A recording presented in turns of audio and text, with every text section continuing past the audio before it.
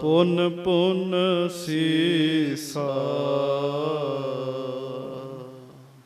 ਬੰਦੋਂ ਬਾਰ ਬਾਰ ਜਗਦੀਸ਼ਾ।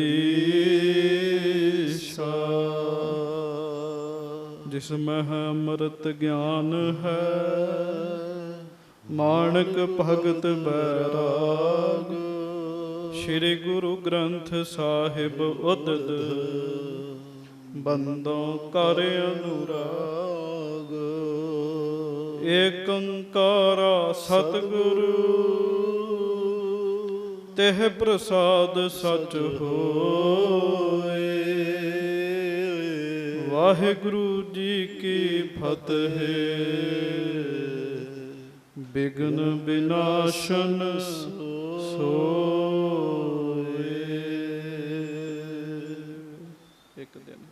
ਇੱਕ ਦਿਨ ਬੈਠੇ ਸਭਾ ਮਝਾਰੀ। ਜਾਤੀ ਮਲਕ ਵਿਪਰ ਗੁਣ ਭਾਰੀ। ਸਤਿਗੁਰ ਘਰ ਕੋ ਪ੍ਰੋਹਤ ਹੈ। ਆਯੁਧ ਧਾਰੀ ਹਵੈ ਢਿਗ ਰਹੈ। ਸੱਚੇ ਪਾਤਸ਼ਾਹ ਗਰੀਬ ਨਵਾਜ ਦੀਨ ਦੁਨੀਆ ਦੇ ਮਾਲਕ ਚਬਰ ਛਤਰ ਤਖਤ ਦੇ ਮਾਲਕ ਸਮਰੱਥ ਗੁਰੂ ਪ੍ਰਤੱਖ ਗੁਰੂ ਦੀਨ ਦਿਆਲ ਕਿਰਪਾਲ ਅੰਤਰਯਾਮੀ ਪੂਰਨ ਪਾਰ ਬ੍ਰਹਮ ਪਰਮੇਸ਼ਰ ਵਾਹਿਗੁਰੂ ਅਕਾਲ ਪੁਰਖ ਜੀ ਦਾ ਸਰਗੁਣ ਸਵਰੂਪ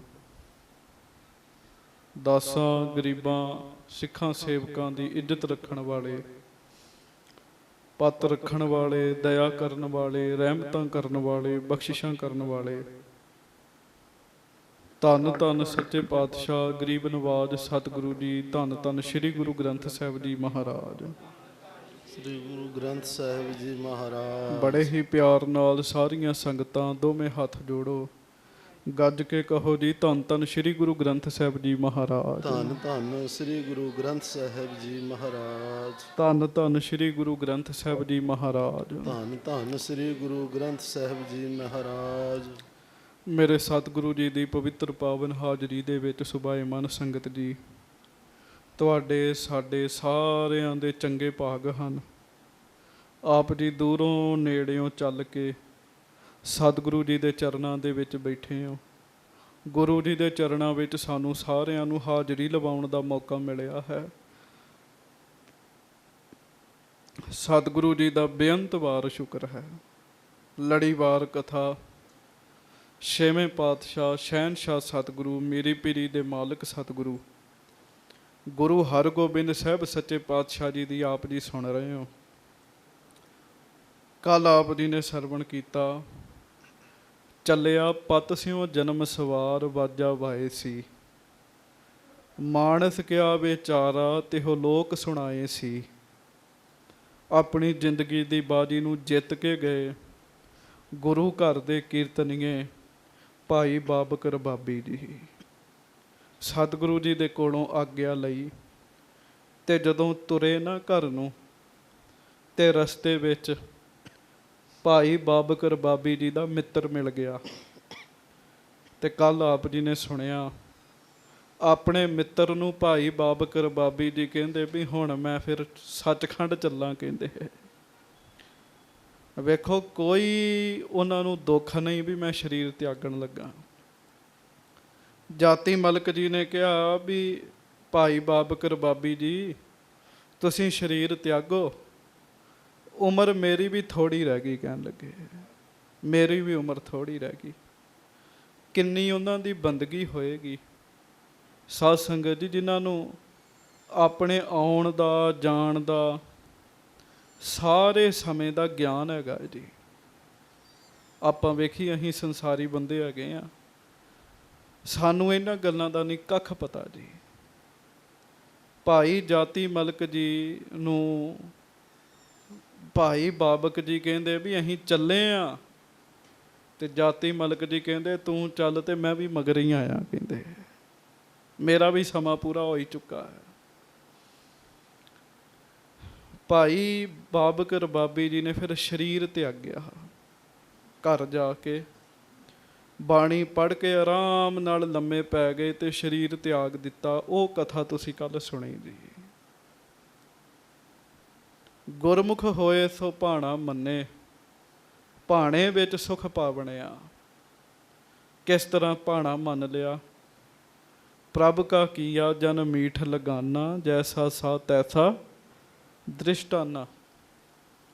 ਪਰਮੇਸ਼ਰ ਦਾ ਕੀਤਾ ਹੋਇਆ ਕਿਵੇਂ ਮਿੱਠਾ ਲੱਗਿਆ, ਉਹ ਤੁਸੀਂ ਕੱਲ ਸੁਣਿਆ ਜੀ। ਲੰਮਾ ਸਮਾਂ ਗੁਰੂ ਘਰ 'ਚ ਕੀਰਤਨ ਕੀਤਾ, ਬਾਣੀ ਗਾਈ, ਕਮਾਈ ਵਾਲਾ ਸਰੀਰ ਭਾਈ ਬਾਬਕ ਜੀ ਦਾ ਤੇ ਸਰੀਰ ਤਿਆਗ ਦਿੱਤਾ। ਗੁਰੂ ਸਾਹਿਬ ਜੀ ਨੇ ਬੜੇ ਵਰ ਦਿੱਤੇ ਜੀ। ਕੱਲ ਵੀ ਇੱਕ ਪੰਕਤੀ ਪੜ੍ਹੀ ਸੀ, ਅੱਜ ਵੀ ਸਾਰੇ ਰਲ ਕੇ ਪੜ੍ਹ ਲਈਏ, ਫਿਰ ਅਗਲਾ ਪ੍ਰਸੰਗ ਆਪਾਂ ਆਰੰਭ ਕਰਾਂਗੇ। ਪ੍ਰਭ ਕਾ ਕੀਆ, ਪ੍ਰਭ ਕਾ ਕੀਆ, ਪ੍ਰਭ ਕਾ ਕੀਆ, ਪ੍ਰਭ ਕਾ ਕੀਆ। ਜਨ ਮੀਠ ਲਗਾਨਾ, ਪ੍ਰਭ ਕਾ ਕੀਆ। ਜਨ ਮੀਠ ਪ੍ਰਭ ਕਾ ਕੀਆ, ਪ੍ਰਭ ਕਾ ਕੀਆ। ਜਨ ਮੀਠ ਲਗਾਨਾ, ਪ੍ਰਭ ਕਾ ਕੀਆ, ਪ੍ਰਭ ਕਾ ਕੀਆ। ਜਨ ਮੀਠ ਪ੍ਰਭ ਕਾ ਕੀਆ, ਪ੍ਰਭ ਕਾ ਕੀਆ। ਪ੍ਰਭ ਕਾ ਕੀਆ ਜਨ ਮੀਠ ਲਗਾਨਾ, ਜੈਸਾ ਸਾ ਤੈਸਾ ਦ੍ਰਿਸ਼ਟਾਨਾ। ਜਿਸ ਤੇ ਉਪਜੇ ਤਿਸ ਮਾਹੇ ਸਮਾਏ, ਓਏ ਸੁਖ ਨਿਧਾਨ ਉਨਹੂ ਬਨ ਆਏ। ਭਾਈ ਬਾਬਕ ਰਬਾਬੀ ਜੀ ਜਿਸ ਪਰਮੇਸ਼ਰ ਦੀ ਅੰਸ਼ ਚੋਂ ਉਪਜੇ, ਉਸੇ ਪਰਮੇਸ਼ਰ ਦੀ ਅੰਸ਼ ਦਾ ਰੂਪ ਹੋ ਗਏ ਜੀ। ਗੁਰਬਾਣੀ ਪੜ੍ਹ ਪੜ੍ਹ ਕੇ ਗਾ ਗਾ ਕੇ ਜੀਵਨ ਸਫਲਾ ਕੀਤਾ। ਮਹਾਨ ਉੱਚ ਪਦਵੀ ਨੂੰ ਪ੍ਰਾਪਤ ਹੋਏ। ਕੁਝ ਦਿਨ ਹੋ ਗਏ ਉਹਨਾਂ ਦੇ ਸਰੀਰ ਤਿਆਗੇ ਨੂੰ। ਗੁਰੂ ਸਾਹਿਬ ਨੇ ਭਾਈ ਜਾਤੀ ਮਲਕ ਜੀ ਨੂੰ ਦਸਤਾਰ ਦੇ ਕੇ ਭੇਜਿਆ ਵੀ ਭਾਈ ਬਾਬਕ ਰਬਾਬੀ ਦੇ ਪੁੱਤਰ ਨੂੰ ਸਾਡੇ ਵੱਲੋਂ ਪੱਗ ਦੇਣੀ ਹੈ, ਤਾਂ ਉਹਨੂੰ ਆਖੋ ਵੀ ਹੁਣ ਸ਼ੋਕ ਛੱਡ ਦੇਵੇ ਤੇ ਆਪਣੇ ਪਿਤਾ ਦੀ ਥਾਂ ਤੇ ਆ ਕੇ ਜ਼ਿੰਮੇਵਾਰੀ ਨਿਭਾਵੇ, ਕੀਰਤਨ ਕਰੇ। ਸੰਗਤ ਜੀ ਫਿਰ ਕੀਰਤਨ ਕੀਤਾ ਉਹਨਾਂ ਦੇ ਪੁੱਤ ਨੇ ਆ ਕੇ। ਉਹੋ ਹੀ ਗਲਾ, ਉਹੋ ਹੀ ਆਵਾਜ਼, ਉਹੋ ਜਿਹਾ ਹੀ ਰੂਪ। ਸੰਗਤਾਂ ਨੂੰ ਇਉਂ ਲੱਗਾ ਜਿਵੇਂ ਭਾਈ ਬਾਬਕ ਜੀ ਮੁੜ ਵਾਪਸ ਆ ਗਏ ਹੋਣ ਜੀ। ਇੱਥੋਂ ਤੱਕ ਤੁਸੀਂ ਕਥਾ ਸੁਣੀ। ਗੁਰੂ ਸਾਹਿਬ ਬੜਾ ਖੁੱਲਾ ਦਾਨ ਦੇ ਰਹੇ ਨੇ, ਬੜਾ ਦਾਨ ਦੇ ਰਹੇ ਹਨ। ਕੱਲ ਵੀ ਬੇਨਤੀ ਕੀਤੀ, ਪ੍ਰਸੰਗ 'ਚ ਬਚਨ ਆਏ ਸਨ। ਸਤਿਗੁਰੂ ਜੀ ਖੁੱਲਾ ਦਾਨ ਵੰਡ ਰਹੇ ਹਨ। ਆਮ ਜੇ ਬੰਦੇ ਗੁਰੂ ਸਾਹਿਬ ਦੇ ਚਰਨਾਂ ਵਿੱਚ ਆਏ ਤੇ ਬੜੇ ਬੜੇ ਵੱਡੇ ਪਾਤਸ਼ਾਹ ਬਣੇ ਜੀ, ਉਹ ਜੀ ਰਾਜੇ ਬਣੇ, ਬਾਦਸ਼ਾਹ ਬਣੇ। ਕੱਲ ਉਹ ਪ੍ਰਸੰਗ ਸੁਣਿਆ, ਜਦੋਂ ਕੋਈ ਮਹਾਰਾਜ ਦੇ ਕੋਲ ਆਉਂਦਾ, ਮਹਾਰਾਜ ਲੱਖਾਂ ਰੁਪਈਆਂ ਦੇ ਘੋੜੇ ਉਹਨਾਂ ਨੂੰ ਦਿੰਦੇ, ਗਰੀਬ ਮੰਗਣ ਵਾਲਿਆਂ ਨੂੰ ਘੋੜੇ ਦਿੰਦੇ। ਚੇਤਾ ਰੱਖਿਓ, ਬੰਦਿਆਂ ਦੀ ਕੀਤੀ ਹੋਈ ਕਮਾਈ ਮੁੱਕ ਜਾਂਦੀ ਜੇ। ਕਈ ਬੰਦੇ ਜਿਹੜਾ ਭਜਨ ਕਰਦੇ ਨਾ, ਉਹ ਫਿਰ ਡਰ ਜਾਂਦੇ ਵੀ ਆਪਾਂ ਕਿਸੇ ਨੂੰ ਵਰ ਨਹੀਂ ਦੇਣਾ, ਅਸੀਂ ਕਿਸੇ ਦੀ ਅਰਦਾਸ ਨਹੀਂ ਕਰਨੀ, ਸਾਡੀ ਕਮਾਈ ਮੁੱਕ ਜਾਣੀ ਹੈ, ਅਸੀਂ ਕਿਸੇ ਨੂੰ ਬਚਨ ਨਹੀਂ ਕਰਨਾ। ਪਰ ਸਤਿਗੁਰੂ ਹੀ ਨੇ ਸਾਧ ਸੰਗਤ। ਕੱਲ ਤੁਸੀਂ ਸੁਣਿਆ, ਇੱਕ ਬੰਦਾ ਮਹਾਰਾਜ ਦੇ ਚਰਨਾਂ ਵਿੱਚ ਆਇਆ ਤੇ ਗੁਰੂ ਸਾਹਿਬ ਨੇ ਉਹਨੂੰ ਦਾਨ ਦਿੱਤਾ ਜੀ, ਦਾਨ ਦਿੱਤਾ। ਉਹ ਜਦੋਂ ਆਪਣੇ ਪਿੰਡ ਗਿਆ, ਉਹਨੇ ਵਧੀਆ ਕੱਪੜੇ ਪਾਏ ਸੀ, ਵਧੀਆ ਘੋੜੇ ਤੇ ਬੈਠਾ ਸੀਗਾ, ਤੇ ਕਿਸੇ ਨੇ ਸੋਚਿਆ ਵੀ ਇਹ ਰਾਜਾ ਹੈਗਾ ਕਿਸੇ ਦੇਸ਼ ਦਾ। ਉਹ ਕਹਿੰਦਾ ਮੈਂ ਰਾਜਾ ਨਹੀਂ ਤੇ ਹੈਗਾ, ਮੈਂ ਤੁਹਾਡੇ ਹੀ ਪਿੰਡ ਦਾ ਬੰਦਾ ਹਾਂ, ਬਸ ਫਰਕ ਇਹ ਹੈ ਮੈਂ ਗੁਰੂ ਹਰਗੋਬਿੰਦ ਸਾਹਿਬ ਦਾ ਮੰਗਤਾ ਹੈਗਾ। ਕਹਿੰਦੇ ਮੰਗਤੇ ਜਿਹੜੇ ਮਹਾਰਾਜ ਦੇ ਉਹ ਰਾਜਿਆਂ ਤੋਂ ਘੱਟ ਨਹੀਂ ਜੀ। ਉਹ ਪਿੰਡ ਦੇ ਸਾਰੇ ਲੋਕ ਹੀ ਮਹਾਰਾਜ ਕੋਲ ਆ ਗਏ, ਮਹਾਰਾਜ ਸਾਨੂੰ ਵੀ ਦਾਤ ਦਿਓ, ਸਾਨੂੰ ਵੀ ਦਾਤ ਦਿਓ। ਮਹਾਰਾਜ ਨੇ ਬਖਸ਼ਿਸ਼ਾਂ ਦੇ ਭੰਡਾਰੇ ਵਰਤਾ ਦਿੱਤੇ। ਕੀਰਤਪੁਰ ਸਾਹਿਬ ਦੇ ਲਾਗੇ ਲਾਗੇ ਜਿਹੜੇ ਪਿੰਡ ਸਨ ਨਾ ਜੀ, ਉਸ ਪਿੰਡ 'ਚ ਕਿਸੇ ਨੂੰ ਗਰੀਬ ਨਹੀਂ ਰਹਿਣ ਦਿੱਤਾ ਜੀ। ਉਹਨਾਂ ਪਿੰਡਾਂ 'ਚ ਸਾਰੇ ਹੀ ਅਮੀਰ ਕਰ ਦਿੱਤੇ। ਤੇ ਕੱਲ ਵੀ ਇੱਕ ਪ੍ਰਮਾਣ ਦਿੱਤਾ ਸੀ, ਉਹ ਦੇ ਕੇ ਤੇ ਫਿਰ ਆਪਾਂ ਲੜੀਵਾਰ ਕਥਾ ਆਰੰਭ ਕਰਨੀ ਹੈ। ਹਰਿਮੰਦਰ ਸਾਹਿਬ ਜਾਓ, ਉੱਥੇ ਲੱਖਾਂ ਹੀ ਲੋਕ ਰੋਜ਼ ਮੰਗ ਰਹੇ ਆ, ਤੇ ਗੁਰੂ ਜੀ ਲੱਖਾਂ ਨੂੰ ਹੀ ਦਾਤਾਂ ਦੇਣ ਦਏ ਆ। ਅੱਜ ਦੇ ਨਹੀਂ ਦੇਣ ਦਏ, 400 ਸਾਲ ਹੋ ਗਏ ਆ। ਤੇ ਗੁਰੂ ਸਾਹਿਬ ਦੀਆਂ ਦਾਤਾਂ ਤੇ ਕਮਾਈ ਨਹੀਂ ਤੇ ਮੁੱਕੀ। ਆਖੋ ਗੁਰੂ ਰਾਮਦਾਸ ਜੀ ਦੀਆਂ ਦਾਤਾਂ ਨਹੀਂ ਮੁੱਕੀਆਂ, ਗੁਰੂ ਰਾਮਦਾਸ ਸਾਹਿਬ ਦੀ ਕਮਾਈ ਨਹੀਂ ਤੇ ਮੁੱਕੀ। ਬਸ ਇੰਨਾ ਕੁ ਫਰਕ ਹੈਗਾ ਚ ਬੰਦੇ ਦਾ, ਤਾਂ ਇੰਨਾ ਕੁ ਫਰਕ ਹੈ ਸਤਿਗੁਰੂ ਜੀ ਦਾ ਜੀ। ਸਤਿਗੁਰੂ ਜੀ ਦੇ ਜਿਹੜੇ ਖਜ਼ਾਨੇ ਨੇ, ਖਾਵ ਹੈ ਖਰਚ ਹੈ ਰਲ ਮਿਲ ਭਾਈ, ਤੋਟ ਨਾ ਆਵੇ ਵੱਧ ਦੋ ਜਾਈ। ਸਤਿਗੁਰੂ ਜੀ ਦੇ ਖਜ਼ਾਨੇ ਵੱਧਦੇ ਜਾਂਦੇ ਆ।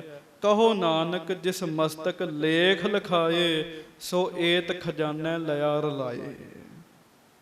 ਜਿਹਦੇ ਮੱਥੇ ਦੇ ਭਾਗ ਚੰਗੇ ਹੁੰਦੇ ਨਾ, ਉਹ ਫਿਰ ਗੁਰੂ ਘਰ ਦੇ ਖਜ਼ਾਨੇ ਦੇ ਨਾਲ ਸਾਂਝ ਪਾ ਲੈਂਦਾ ਜੀ। ਸੋ ਕੱਲ ਆਪ ਜੀ ਨੇ ਇੱਥੋਂ ਤੱਕ ਕਥਾ ਸੁਣੀ। ਹੁਣ ਆਪਾਂ ਅੱਗੋਂ ਕਥਾ ਸੁਣੀਏ।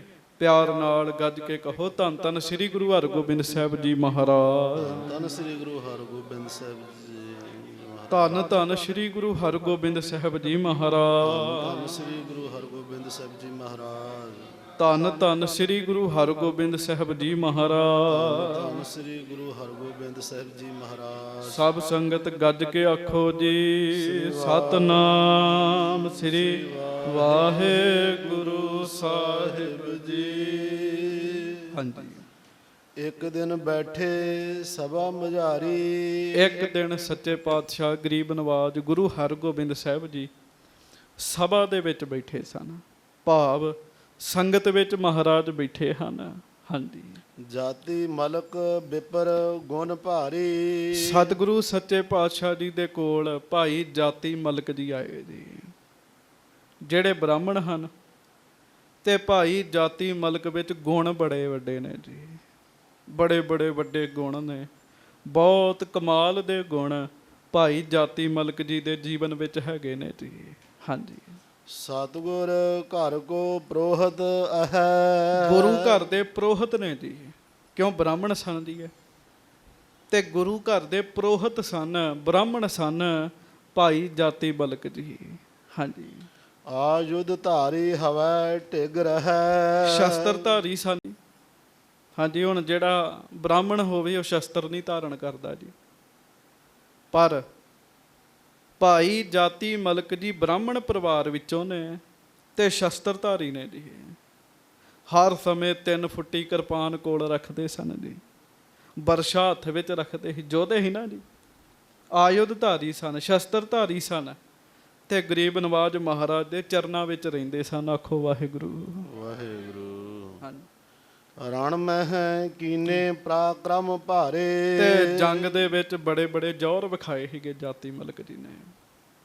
ਤੁਸੀਂ ਕਥਾ ਸੁਣੀ ਲੱਲਾਂ ਬੇਗ ਵਾਲੇ ਜੰਗ ਵਿੱਚ ਭਾਈ ਜਾਤੀ ਮਲਕ ਜੀ ਨੇ ਕਿਵੇਂ ਜੌਹਰ ਵਿਖਾਏ ਜੀ। ਹਾਂਜੀ। ਸ਼ਤਰੂ ਤੁਰਕ ਅਨੇਕ ਸੰਘਾਰੇ। ਤੇ ਬਹੁਤ ਸਾਰੇ ਤੁਰਕਾਂ ਨੂੰ ਭਾਈ ਜਾਤੀ ਮਲਕ ਜੀ ਨੇ ਮਾਰਿਆ ਜੀ। ਹਾਂਜੀ। ਅੱਜ ਵੀ ਬੜੇ ਲੋਕਾਂ ਦਾ ਸਰਨੇਮ ਹੈ ਮਲਕ। ਹਾਂਜੀ। ਆ ਸਾਡਾ ਮੇਅਰ ਸੀਗਾ ਸ਼ਹਿਰ ਦਾ, ਉਹਦੇ ਨਾਮ ਦੇ ਮਗਰ ਮਲਕ ਲੱਗਦਾ ਸੀਗਾ। ਜਾਤੀ ਮਲਕ ਜੀ ਨੇ ਬਹੁਤ ਸਾਰੇ ਦੁਸ਼ਟਾਂ ਨੂੰ ਮਾਰਿਆ ਸੀਗਾ ਆਪਣੇ ਹੱਥੀਂ ਜੀ। ਹਾਂਜੀ। ਪੂਰਬ ਗੁਰ ਢਿਗ ਸਿੰਘਾ ਨਾਮ। ਪਹਿਲਾਂ ਵੀ ਮਹਾਰਾਜ ਕੋਲ ਇੱਕ ਬ੍ਰਾਹਮਣ ਪ੍ਰੋਹਤ ਰਹਿੰਦਾ ਸੀ, ਉਸ ਪ੍ਰੋਹਤ ਦਾ ਨਾਮ ਸੀ ਸਿੰਘਾ, ਭਾਈ ਸਿੰਘਾ ਪ੍ਰੋਹਤ ਜੀ। ਉਹ ਵੀ ਸ਼ਹੀਦ ਹੋਏ ਸਨ ਜੀ। ਹਾਂਜੀ। ਸੋ ਭੀ ਲਰਤ ਰਹਿਓ ਰਣ ਧਾਮ। ਉਹਨਾਂ ਦਾ ਵੀ ਇਹੋ ਹੀ ਸੁਭਾਅ ਸੀ ਵੀ ਹੈ ਤੇ ਬ੍ਰਾਹਮਣ ਪਰਿਵਾਰ ਦੇ ਸੀਗੇ ਜੀ, ਪਰ ਸ਼ਸਤਰਧਾਰੀ ਹੋ ਕੇ ਰਹਿਣਾ ਤੇ ਸੂਰਮੇ ਯੋਧਿਆਂ ਦੀ ਗੱਲ ਵੱਖਰੀ ਹੁੰਦੀ ਜੀ। ਗੱਲਾਂ ਕਰ ਲੈਣੀਆਂ ਬੜੀਆਂ ਸੌਖੀਆਂ, ਮੈਦਾਨ ਦੇ ਜੰਗ ਵਿੱਚ ਉਤਰਨਾ, ਹਾਂਜੀ, ਉਹ ਬੜਾ ਔਖਾ ਹੈਗਾ ਜੀ। ਜੰਗ ਦੇ ਮੈਦਾਨ ਵਿੱਚ ਜਾਣਾ ਜੀ, ਇਹ ਫਿਰ ਜੰਗ ਦੇ ਮੈਦਾਨ 'ਚ ਜਾ ਕੇ ਜ਼ੋਰ ਵਿਖਾਉਂਦੇ ਹੁੰਦੇ ਸੀਗੇ ਜੀ। ਹਾਂਜੀ, ਤਿਸ ਪਿਛੈ ਇਹੋ ਭਾ ਸਭ ਧਾਨ। ਸਿੰਘਾ ਪ੍ਰੋਹਤ ਤੋਂ ਬਾਅਦ ਭਾਈ ਜਾਤੀ ਮਲਕ ਜੀ ਸਾਵਧਾਨ ਹੋ ਗਏ ਜੀ, ਭਾਵ ਇਹ ਸੇਵਾ ਵਿੱਚ ਲੱਗ ਗਏ ਜੀ। ਗੁਰੂ ਨਾਨਕ ਦਾ ਥੜਾ ਇੱਕ ਗਿਆ, ਦੂਜਾ ਖੜਾ। ਭਾਈ ਜਾਤੀ ਮਲਕ ਜੀ ਸੇਵਾ ਵਿੱਚ ਲੱਗ ਗਏ। ਹਾਂਜੀ, ਚੜ੍ਹੈ ਤੁਰੰਗ ਵੀਰ ਬਲਵਾਨ। ਤੇ ਜਦੋਂ ਘੋੜੇ ਤੇ ਚੜ੍ਹਦੇ ਹੁੰਦੇ ਸੀ ਨਾ ਜੀ, ਭਾਈ ਜਾਤੀ ਮਲਕ ਜੀ ਵੱਡੇ ਉੱਚੇ ਲੰਮੇ ਕੱਦ ਵਾਲੇ ਸੀਗੇ ਜੀ, ਸਰੀਰ ਚੌੜਾ ਸੀਗਾ ਜੀ। ਘੋੜੇ ਤੇ ਬੈਠਿਆਂ ਸਾਰੇ ਨੀਚੇ ਫੱਬਦੇ, ਆਖੋ ਵਾਹਿਗੁਰੂ ਵਾਹਿਗੁਰੂ।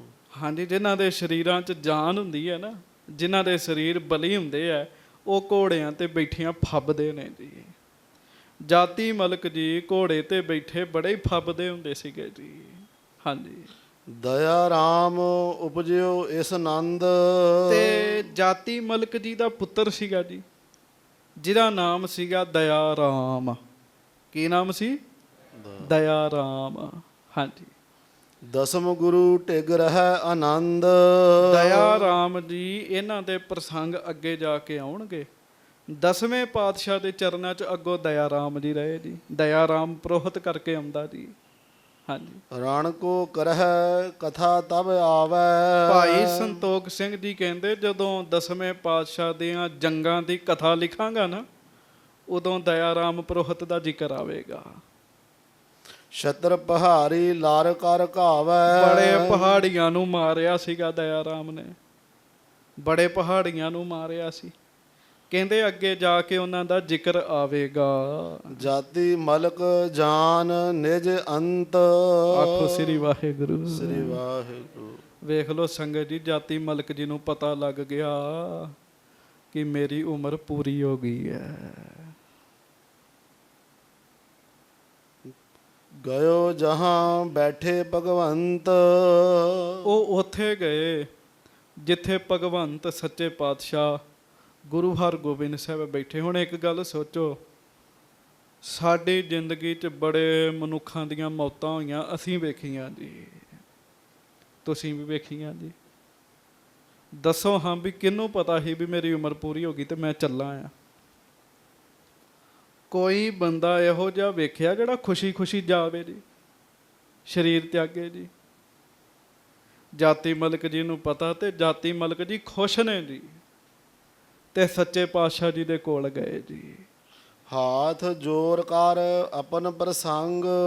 ਹੱਥ ਜੋੜ ਲਏ ਤੇ ਹੱਥ ਜੋੜ ਕੇ ਆਪਣਾ ਪ੍ਰਸੰਗ ਸ਼ੁਰੂ ਕੀਤਾ। ਆਪਾਂ ਵੀ ਹੱਥ ਜੋੜੀਏ, ਆਖੋ ਵਾਹਿਗੁਰੂ ਵਾਹਿਗੁਰੂ। ਜਾਤੀ ਮਲਕ ਜੀ ਨੇ ਹੱਥ ਜੋੜ ਲਏ, ਹੱਥ ਜੋੜ ਕੇ ਗੁਰੂ ਜੀ ਦੇ ਚਰਨਾਂ 'ਚ ਬੇਨਤੀ ਕੀਤੀ। ਭਨਿਓ ਸਕਲ ਹੀ ਗੁਰ ਕੇ ਸੰਗ।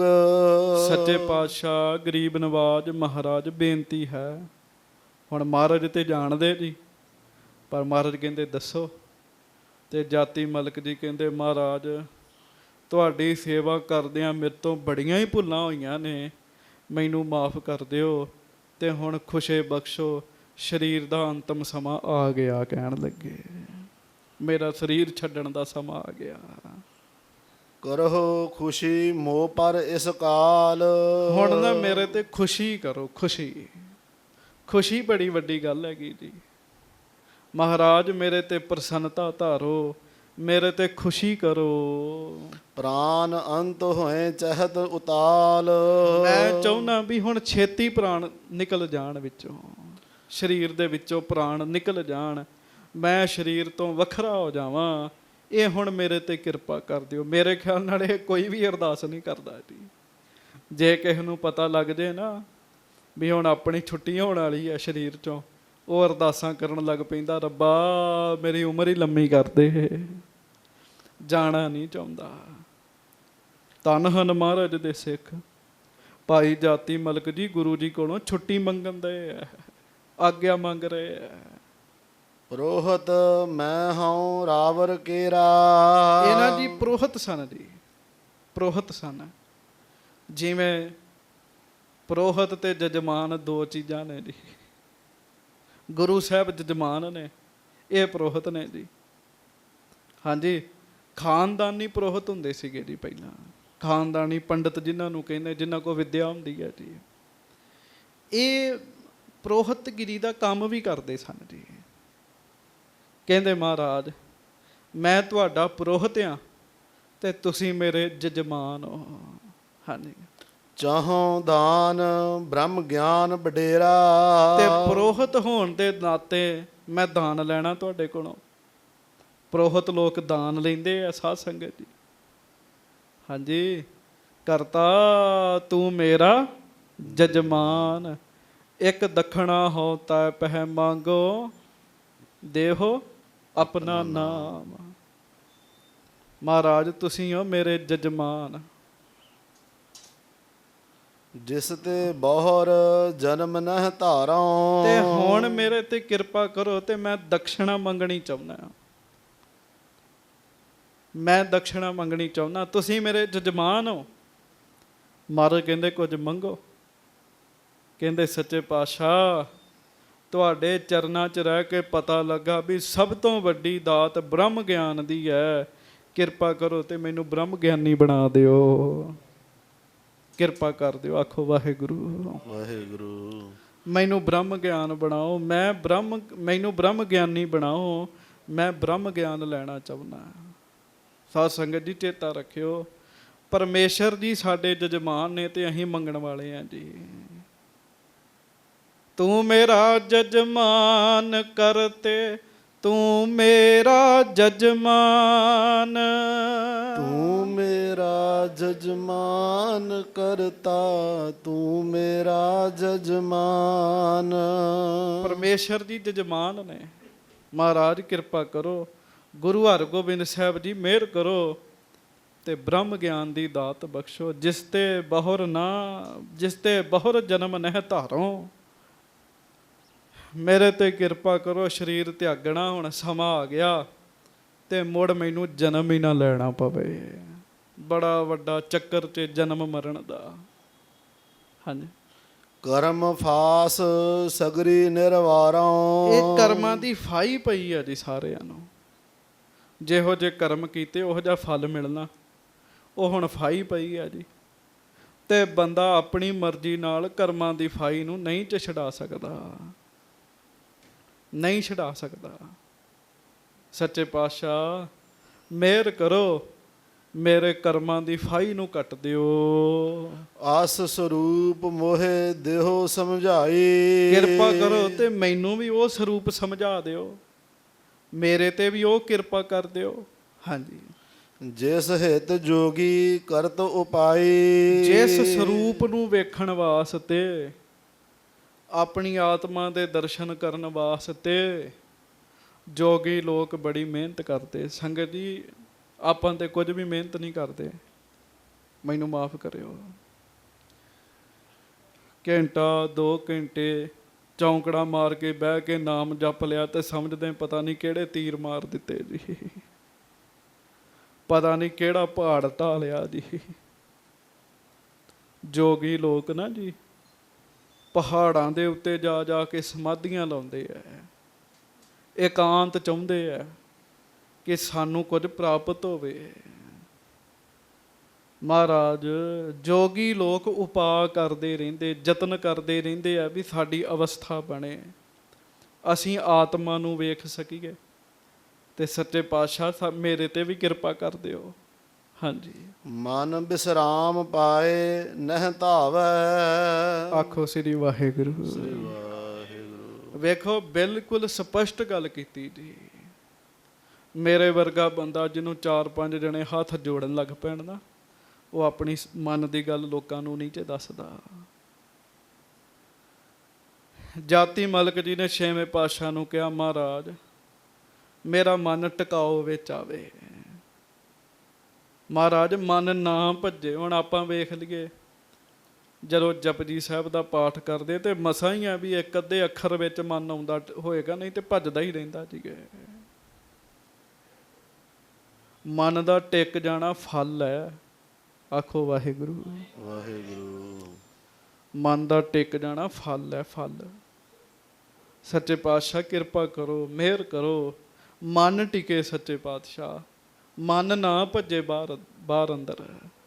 ਨਿਜ ਆਨੰਦ ਕੇ ਬਿਖੈ ਸਮਾਵੈ। ਇਹ ਆਪਣੇ ਆਨੰਦ 'ਚ ਸਮਾਇਆ ਰਵੇ ਜੀ, ਆਨੰਦ ਵਿੱਚ ਸਮਾਇਆ ਰਵੇ। ਜਿਹਨੂੰ ਇਹ ਆਨੰਦ ਆਉਣ ਲੱਗ ਪੈਂਦਾ ਨਾ ਜੀ, ਉਹਦੀ ਬੜੀ ਵੱਡੀ ਅਵਸਥਾ ਬਣ ਜਾਂਦੀ ਜੀ, ਉਹਦੀ ਬਹੁਤ ਵੱਡੀ ਅਵਸਥਾ ਬਣ ਜਾਂਦੀ ਜਿਹਨੂੰ ਇਹ ਆਨੰਦ ਆਉਣ ਲੱਗ ਪੈਂਦਾ ਜੀ। ਹੁਣ ਪਤਾ ਉਸ ਆਨੰਦ ਦੀ ਨਿਸ਼ਾਨੀ ਕੀ ਹੈ? ਇੱਕ ਪਾਠ ਜਪਜੀ ਸਾਹਿਬ ਦਾ ਕੀਤਾ ਤੇ ਦੂਜਾ ਕਰਨ ਨੂੰ ਜੀ ਕਰੇ ਤੇ ਸਮਝੋ ਮਿਹਰ ਹੋਈ ਹੈ। ਦੂਜਾ ਪਾਠ ਕਰਨ ਨੂੰ ਜੀ ਕਰੇ ਨਾ ਤੇ ਸਮਝ ਲਓ ਵੀ ਮਿਹਰ ਹੈਗੀ, ਮਨ ਨੂੰ ਆਨੰਦ ਆਇਆ ਬਾਣੀ ਦਾ ਜੀ। ਜਿਸ ਕੰਮ ਵਿੱਚ ਇੰਟਰਸਟ ਪੈਦਾ ਹੋਵੇ, ਜਿਸ ਕੰਮ ਨੂੰ ਕਰਨ ਨੂੰ ਜੀ ਕਰੇ ਨਾ, ਮਤਲਬ ਉਹਦੇ 'ਚ ਆਨੰਦ ਆ ਰਿਹਾ ਜੀ। ਇਮ ਸੁਨ ਕੈ ਬ੍ਰੋਹਤ ਕੋ ਆਛੈ। ਸੱਚੇ ਪਾਤਸ਼ਾਹ ਨਿੱਜੀ ਆਨੰਦ ਵਿੱਚ ਮੇਰਾ ਮਨ ਟਿਕਿਆ ਰਵੇ, ਆਨੰਦ ਦੀ ਅਵਸਥਾ ਵਿੱਚ ਮੈਂ ਹੋ ਜਾਵਾਂ, ਇਹ ਮੇਰੇ ਤੇ ਕਿਰਪਾ ਕਰੋ। ਇਮ ਸੁਨ ਕੈ, ਇਮ ਸੁਨ ਕੈ ਬ੍ਰੋਹਤ ਕੋ ਆਛੈ। ਜਦੋਂ ਮਹਾਰਾਜ ਨੇ ਇਹ ਪ੍ਰੋਹਤ ਜੀ ਦਾ ਆਸ਼ਾ ਸੁਣਿਆ ਨਾ, ਉਹਨਾਂ ਦੀ ਇੱਛਾ ਸੁਣੀ, ਹੁਣ ਮੈਨੂੰ ਮਾਫ ਕਰਿਓ, ਆਪਣੇ ਚੋਂ ਕਿੰਨਿਆਂ ਕੁ ਦਾ ਇਹ ਆਸ਼ਾ ਹੈਗਾ ਜੀ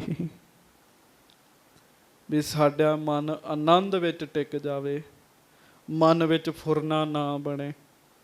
ਬੜੇ ਬੜੇ ਗੁਰਸਿੱਖ ਹੈਗੇ ਨੇ ਇਹੋ ਜਿਹੇ ਜਿਨ੍ਹਾਂ ਦੇ ਮਨ ਆਨੰਦ 'ਚ ਟਿਕੇ ਹੈ ਨਾ, ਉਹ ਸੁੱਤਿਆਂ ਪਿਆ ਹੀ ਕਈ ਸੁਖਮਨੀ ਸਾਹਿਬ ਜੀ ਦੇ ਪਾਠ ਕਰ ਜਾਂਦੇ ਆ, ਜਿਨ੍ਹਾਂ ਦੇ ਮਨ ਟਿਕੇ ਹੈ।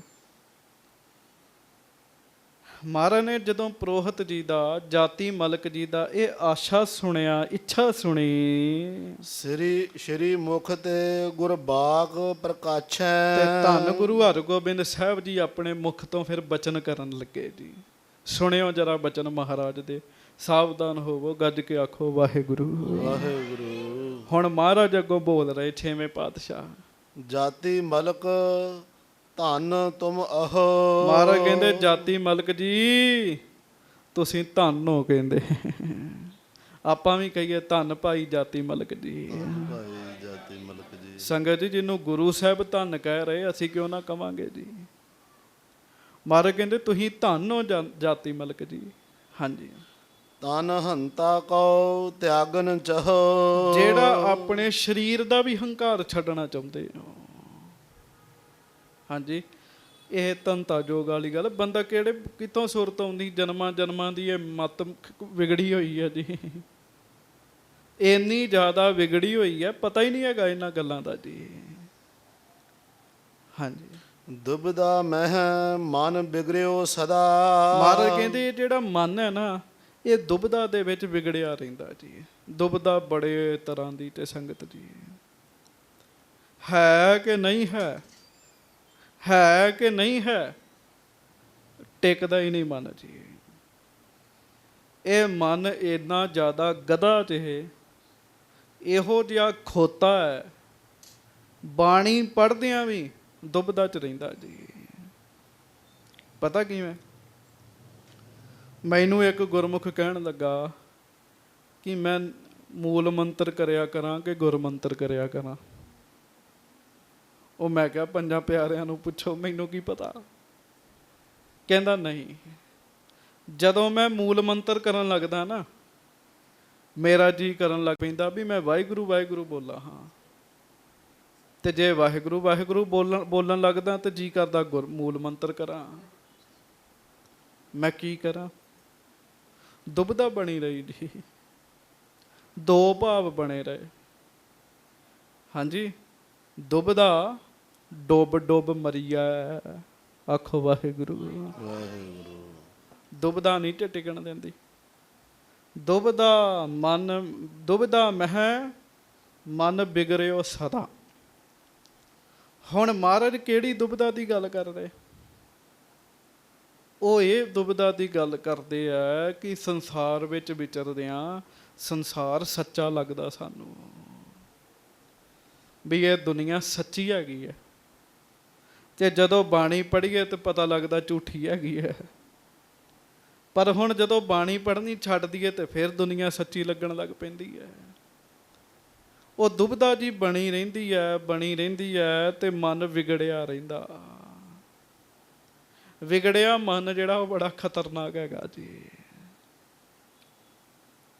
ਮਹਾਰਾਜ ਕਹਿੰਦੇ ਜਾਤੀ ਮਲਕ ਦੁਬਿਧਾ ਜਿਹੜੀ ਹੈ, ਦੁਬਿਧਾ ਦੇ ਵਿੱਚ ਮਨ ਵਿਗੜਿਆ ਹੀ ਰਹਿੰਦਾ।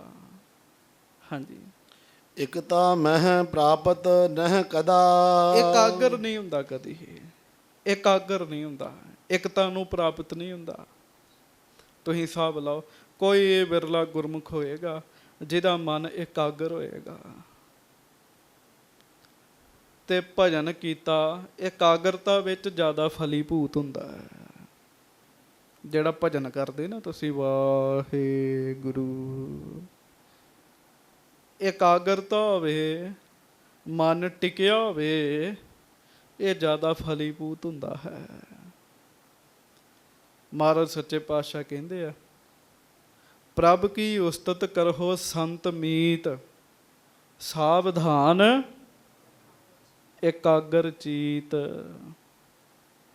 ਰੱਬ ਦੇ ਪਿਆਰਿਓ, ਸੰਤੋ, ਰੱਬ ਦੀ ਸਿਫਤ ਕਰਿਆ ਕਰੋ। ਮਹਾਰਾਜ ਕਹਿੰਦੇ ਵਾਹਿਗੁਰੂ ਵਾਹਿਗੁਰੂ ਆਖਿਆ ਕਰੋ।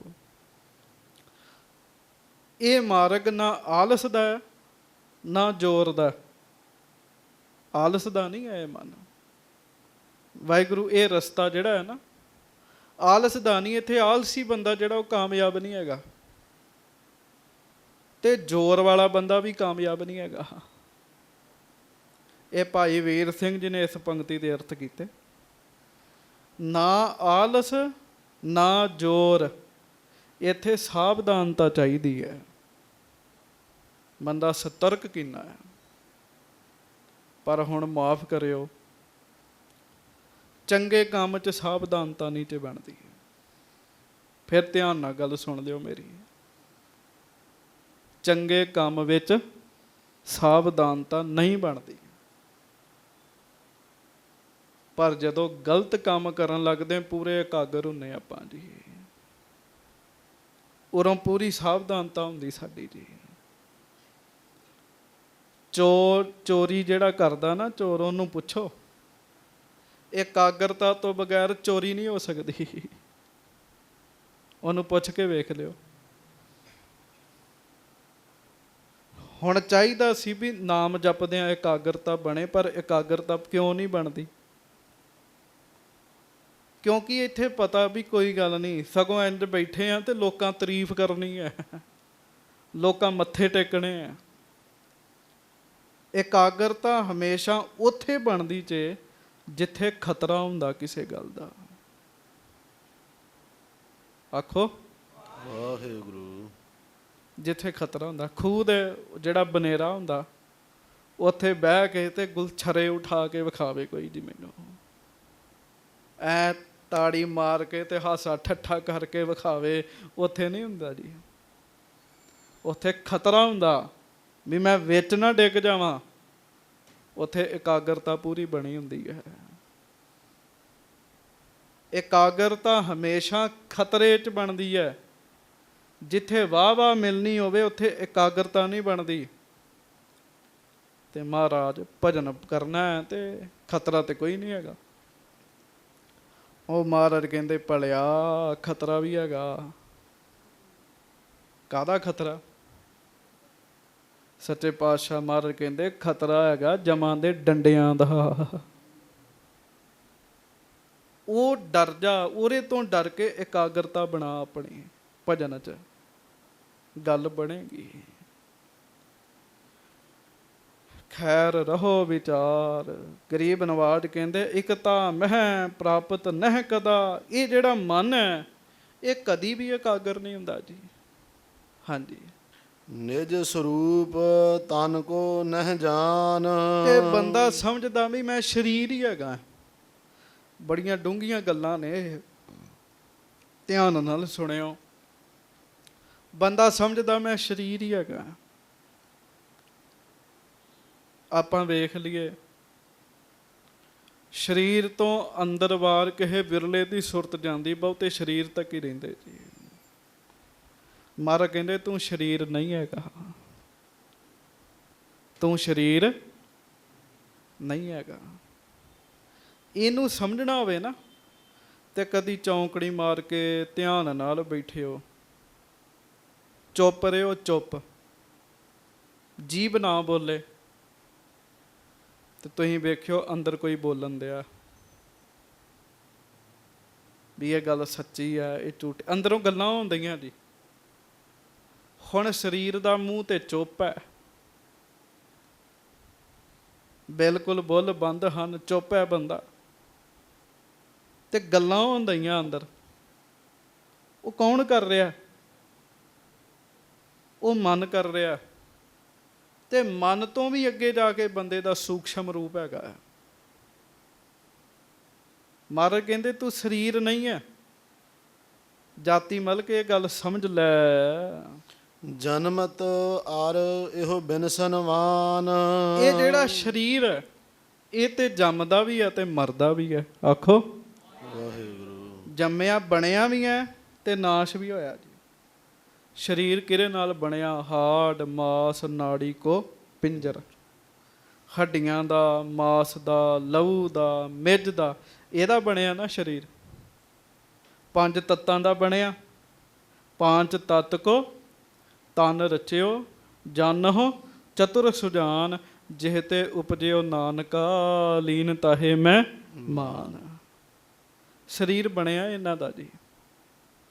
5 ਤੱਤਾਂ ਦਾ ਸਰੀਰ ਬਣਿਆ।